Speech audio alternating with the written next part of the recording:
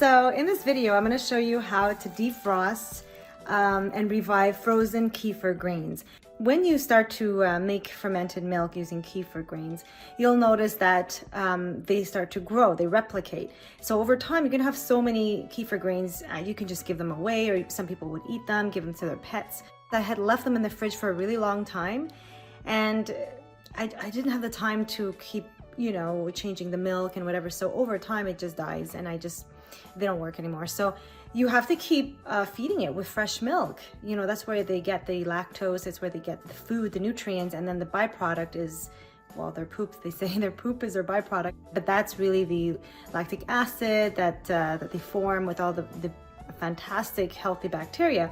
So I'm really missing it. I'm starting to feel a little bit like, you know, bloating in my stomach. And when I had been drinking kefir, like fresh live kefir, not from store-bought, or when you make it and you drink it right away, there's that kind of effervescent kind of texture, but also there's something really soothing about it. Maybe it's because it's room temperature. I strain it, drink it right away, and there's something really soothing and calming about it. That feeling I really miss.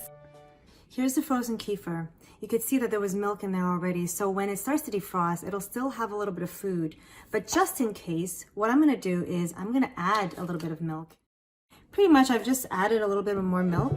What that'll do is at least it'll have some food when it starts to defrost. And I'm just gonna throw it in the fridge, and I'll keep an eye on it. Okay, so it's been over 24 hours since I've left the frozen kefir in the fridge to defrost, and I just want to check. Oh, it's not fully defrosted yet, but it's starting to revive. So I'm gonna put it in the fridge for another 24 hours, and then after that, I'm gonna change the milk.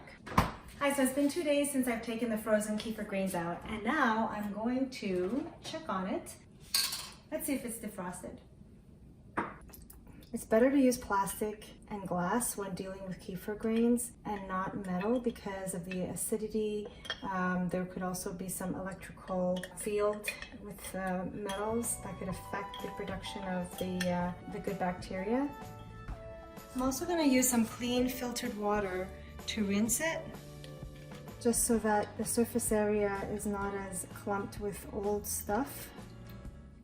Wakey, wakey, baby grains.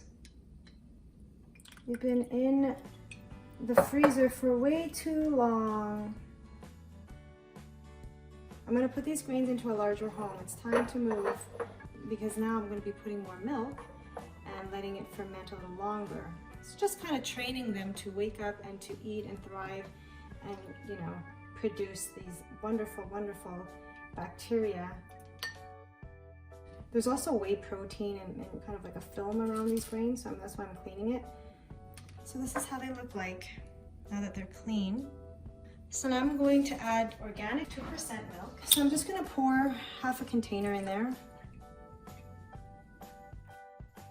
You also want to cover it with a thin cloth, and you can put an elastic band around it so that it can still breathe, because as it ferments, there's going to be some alcohol, some gases that come out. That's what I do. I just put that, and also it keeps the bugs away. I mean, in the cabinet, it's probably kind of bug-free anyways, but you never know with all the baking products. There could be things lurking in the dark. So I like to keep a thin cloth over it, give it room to breathe, prevent the bugs from getting in. In the summertime especially, there could be fruit flies that will, you know, hover above the jar because it smells the sourness from the lactic acid, and so it will attract some bugs in the summer. So it's best to cover it with a cloth.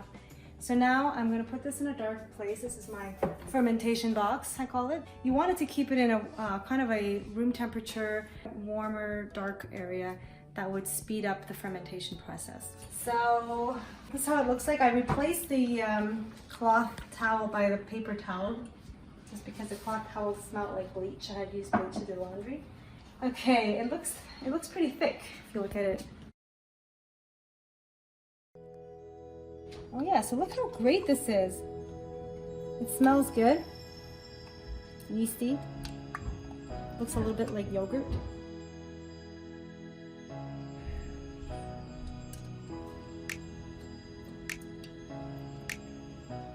Why are you filtering it? because I want to catch the grains and reuse that in the jar with fresh milk. So this liquid that's going to come out, that's kefir, but it might not be the strongest. Potent, yeah. So I'll use that for my hair instead. And even when I smelled it, it wasn't as sour, although the consistency is really good. It shows that it's fermenting already, like it's active.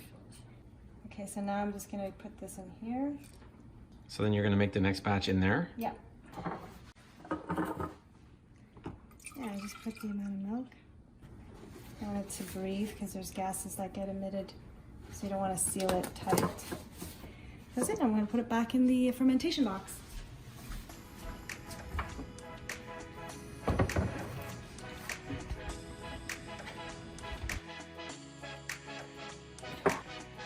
So let's take a look.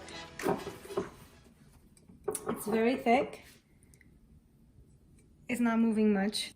It actually smells really good.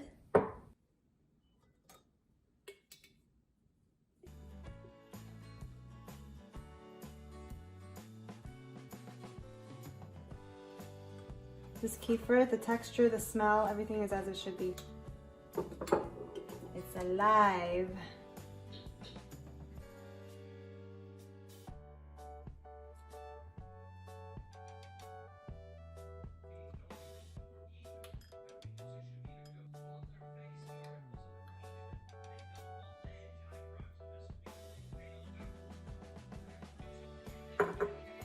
So as you can see, it takes a few cycles of strain and repeat before you can get the kefir grains to be active again.